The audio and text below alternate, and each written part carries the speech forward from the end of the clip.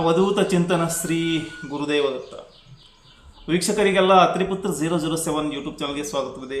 ನಾನು ಅತ್ರಿಪುತ್ರ 007. ಅತ್ರಿಪುತ್ರ 007 ನಾಮ್ ತೋ ಸುನಾ ಹೋಗಾ. ಮೇಷರಾಶಿ ಜುಲೈ ತಿಂಗಳ ಮಾಸ ಭವಿಷ್ಯ, ಸಾಮಾನ್ಯ ಫಲಗಳು, ಗೋಚಾರಾಧಾರಿತ ಫಲಗಳು. ಗ್ರಹಗಳ ಸ್ಥಿತಿ ಈ ರೀತಿಯಾಗಿರುತ್ತದೆ. ರಾಶಿಗೆ ಪಂಚಮಾಧಿಪತಿಯಾದ ಸೂರ್ಯ ಜುಲೈ 16ರವರೆಗೂ ಅಂದರೆ ಪೂರ್ವಾರ್ಧದಲ್ಲಿ 3ನೇ ಭಾವ, ಉತ್ತರಾರ್ಧದಲ್ಲಿ 4ನೇ ಭಾವದಲ್ಲಿ ಸಂಚಾರ ಮಾಡ್ತಾನೆ. ಕುಜ ರಾಶಾಧಿಪತಿ ಮತ್ತು ರಂಧ್ರಾಧಿಪತಿಯಾಗಿ ಮಾಸ ಪೂರ್ತಿ ದ್ವಿತೀಯ ಭಾವದಲ್ಲಿ ಸಂಚಾರ ಮಾಡ್ತಾನೆ, ಕುಟುಂಬ ಭಾವದಲ್ಲಿ. ಕುಜ ಜೂನ್ 20ರಿಂದ ಆಗಸ್ಟ್ 2ರವರೆಗೂ ವೃಷಭ ರಾಶಿಯಲ್ಲಿ ಸಂಚಾರ ಮಾಡ್ತಾನೆ. ಬುಧ ಜೂನ್ 7ರ ನಂತರ ಮಾಸ ಪೂರ್ತಿ ಪರಾಕ್ರಮ ಭಾವದಲ್ಲಿ ಸಂಚಾರ ಮಾಡ್ತಾನೆ, 3ನೇ ಭಾವ ಮತ್ತು 6ನೇ ಭಾವದ ಅಧಿಪತ್ಯ. ಶುಕ್ರ ಪಂಚಮ ಭಾವದ ಮುಖಾಂತರ ಸಂಚಾರ ಮಾಡ್ತಾನೆ, ಜೂನ್ 4ರಿಂದ ಮಾಸ ಪೂರ್ತಿ ಪಂಚಮ ಭಾವದ ಮುಖಾಂತರ ಮಾರಕ ಶುಕ್ರನ ಸಂಚಾರ. ಇನ್ನು ರಾಹು ಕುಂಭರಾಶಿಯಲ್ಲಿದ್ದಾನೆ, ಲಾಭ ಭಾವದಲ್ಲಿದ್ದಾನೆ. ಕೇತು ಪಂಚಮ ಭಾವದಲ್ಲಿದ್ದಾನೆ, ಸಂತಾನ ಪೂರ್ವ ಪುಣ್ಯ ಭಾವದಲ್ಲಿದ್ದಾನೆ. ಶನೈಶ್ವರ ವ್ಯಯ ಭಾವದಲ್ಲಿದ್ದಾನೆ, ಮೊದಲನೇ ಹಂತದ ಸಾಡೆ ಸಾತಿ. ಇನ್ನು ಗುರು ಇತ್ತೀಚೆಗೆ ರಾಶಿ ಪರಿವರ್ತನೆ ಆಗಿದೆ, ಮಿಥುನ ತೊರೆದು ಕರ್ಕ ಪ್ರವೇಶ ಮಾಡಿದ್ದಾನೆ. ಗುರು ಪಲ್ಲಟ ಆಗಿದೆ, 3ನೇ ಭಾವ ಬಿಟ್ಟು 4ನೇ ಭಾವ ಪ್ರವೇಶ ಮಾಡಿದ್ದ. ಉಚ್ಚ ರಾಶಿಯಲ್ಲಿ ಗುರುವಿನ ಸಂಚಾರ. ಇನ್ನು ವೀಕ್ಷಕರೇ, ಒಂದೊಂದಾಗಿ ಗ್ರಹಗಳ ಒಂದು ಪ್ರಭಾವವನ್ನು ತೆಗೆದುಕೊಳ್ಳೋಣ. ಮೊದಲನೇ ಬಾರಿಗೆ ವೀಕ್ಷಣೆ ಮಾಡ್ತಾ ಇದ್ರೆ ಅತ್ರಿಪುತ್ರ 007 ಯೂಟ್ಯೂಬ್ ಚಾನಲ್ ಸಬ್ಸ್ಕ್ರೈಬ್ ಮಾಡಿ, ವಿಡಿಯೋ ಇಷ್ಟ ಲೈಕ್ ಮಾಡಿ ಮತ್ತು ಶೇರ್ ಮಾಡ್ರಿ. ಸೂರ್ಯ ಮಾಸದ ಮಧ್ಯಭಾಗದಲ್ಲಿ ಜುಲೈ 16ರಂದು ಕರ್ಕ ಸಂಕ್ರಮಣದ ರೂಪದಲ್ಲಿ ಕರ್ಕ ರಾಶಿ ಪ್ರವೇಶ ಮಾಡ್ತಾನೆ. ಅದಕ್ಕೆ ಮುಂಚೆ ಮಿಥುನದಲ್ಲಿ 3ನೇ ಭಾವ ಪರಾಕ್ರಮ ಭಾವದ ಮುಖಾಂತರ ಸಂಚಾರ ಮಾಡ್ತಾನೆ. ಪಾಪಗ್ರಹ 3ನೇ ಭಾವದಲ್ಲಿ. ಸೂರ್ಯ ಧೈರ್ಯ ಸಾಹಸ ವೃದ್ಧಿ ಮಾಡ್ತಾನೆ, ಗೋತ್ರ ಸಮೃದ್ಧಿ ಮಾಡ್ತಾನೆ, ಧನಧಾನ್ಯ ಸಮೃದ್ಧಿ ಮಾಡ್ತಾನೆ, ಪರಾಕ್ರಮದಿಂದ ಭಾಗ್ಯೋದಯ ಕೊಡ್ತಾನೆ. ಸೂರ್ಯನ ಸಂಚಾರ ಸಿಬ್ಲಿಂಗ್ಸ್ಗಳಿಗೆ, ಸೋದರರಿಗೆ ಮತ್ತು ಪೋಷಕರಿಗೆ, ತಂದೆಗೆ ಒಳ್ಳೆಯದಲ್ಲ. ಪ್ರತಿಷ್ಠಿತ ವ್ಯಕ್ತಿಗಳ ಜೊತೆ ಒಂದು ಸಂಪರ್ಕ, ಒಡನಾಟ, ಮೈತ್ರಿ, ಉತ್ತಮ ಅಧಿಕಾರಿಗಳ ಸಂಪರ್ಕ, ಪರಾಕ್ರಮದಿಂದ ಧನಾರ್ಜನೆ, ಅಕ್ಕಪಕ್ಕ ನೆರೆಹೊರೆಯವರ ಮತ್ತು ಸೋದರ ಸೋದರಿ, ಕನಿಷ್ಠ ಸೋದರ ಸೋದರಿಯರಿಗೆ ಸ್ವಲ್ಪ ಅನಿಷ್ಟ ಫಲಗಳನ್ನು ಕೊಡ್ತಾನೆ. ಭ್ರಾತೃವಿಗೆ ಸಮಸ್ಯೆಗಳನ್ನು ಕೊಡ್ತಾನೆ. ಹಿರಿಯ ಅಣ್ಣನಿಗೂ ಕೂಡ ಸೂರ್ಯ ದುಃಖವನ್ನು ನೀಡ್ತಾನೆ, ಅಣ್ಣ ಅಥವಾ ಅಕ್ಕ.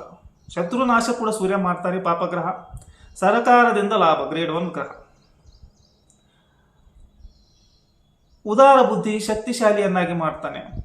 ಬಂಧುಗಳಿಗೆ ಮಾತ್ರ ಶತ್ರುತ್ವ ನೀಡ್ತಾನೆ. ಉತ್ತರಾರ್ಧದಲ್ಲಿ ಸೂರ್ಯ 4ನೇ ಭಾವದಲ್ಲಿ ಬರ್ತಾನೆ.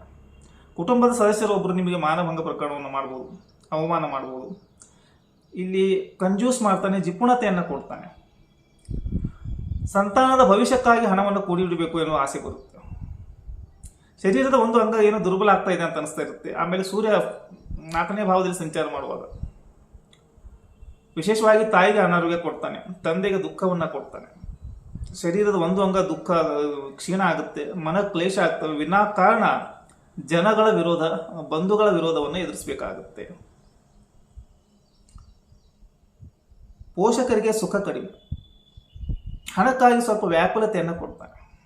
ಬಂಧುಗಳಿಂದ ದೂರ ಆಗೋದು, ಮಿತ್ರರಿಂದ ದೂರ ಆಗೋದು. ಮನೆಯಲ್ಲಿ ಮೆಂಟಲ್ ಪೀಸ್ ಇರಲ್ಲ, ಮಾನಸಿಕ ನೆಮ್ಮದಿ ಇರೋಲ್ಲ. ಕೆಲವರು ಪಿತ್ರಾರ್ಜಿತ ಆಸ್ತಿಯ ಸ್ವಲ್ಪ ಭಾಗವನ್ನು ಬಳಸ್ಕೋತಾರೆ, ಅಥವಾ ಸ್ವಲ್ಪ ವೇಸ್ಟ್ ಆಗುತ್ತೆ. ತಂದೆಯ ಜೊತೆ ಇದ್ದರೆ ವೈಮನಸ್ಸು, ಭಿನ್ನಾಭಿಪ್ರಾಯ. ಇನ್ನು ಬುಧನ ಸಂಚಾರ ಬಂದಾಗ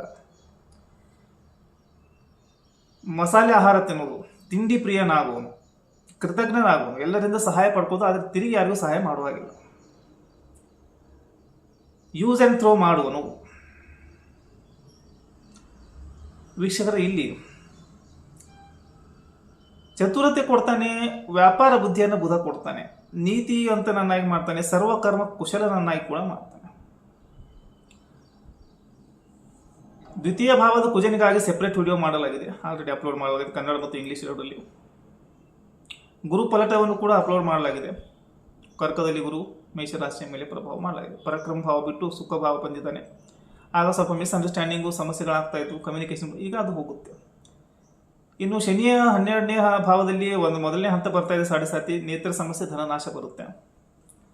ಗುರುಬಲ ಇಲ್ಲ 4ನೇ ಭಾವದಲ್ಲಿ ಖರ್ಚು ಮಾಡ್ತಾನೆ. ಶುಭ ಕಾರ್ಯಗಳಿಗಾಗಿ ನೆಮ್ಮದಿ ಮತ್ತು ಲಕ್ಕನ ಗುರು ಸ್ವಲ್ಪ ನೀಡುವ ಪ್ರಯತ್ನ ಪಡ್ತಾನೆ. ರಾಹು ಕೇತುಗಳ ಅಕ್ಷ ಚೆನ್ನಾಗಿದೆ, ಕರ್ಮಗಳ ಅಕ್ಷ ಬರುವ ಡಿಸೆಂಬರ್ವರೆಗೂ ಚೆನ್ನಾಗಿದೆ. ರಾಹು ಲಾಭದಲ್ಲಿ ಇಚ್ಛಾಪೂರ್ತಿ, ಕೇತು ಪಂಚಮದಲ್ಲಿ ಉತ್ತಮ ಫಲ ಕೊಡ್ತಾನೆ. ವಿಡಿಯೋ ಇಷ್ಟ ಲೈಕ್ ಮಾಡಿ ಮತ್ತು ಶೇರ್ ಮಾಡಿ. ಶ್ರೀ ಗುರುದೇವದತ್ತ.